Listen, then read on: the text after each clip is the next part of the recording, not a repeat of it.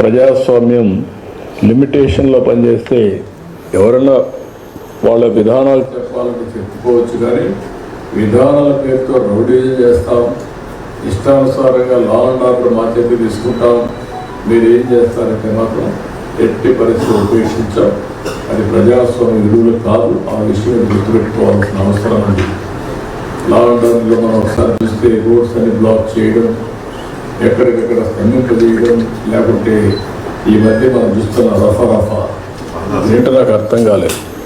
రఫాలు ఆడిస్తానని ఇంకొక పక్క నేను చూస్తున్నాను కొన్ని దిక్కల్లో ఒక పోస్టర్ పెట్టి ఆ పోస్టర్లో జన్మదినం జరుపుకోవచ్చు, మనసుల్లో ఉండి రావాలి, జరుపుకుంటే నాకేం అబ్జెక్షన్ లేదు.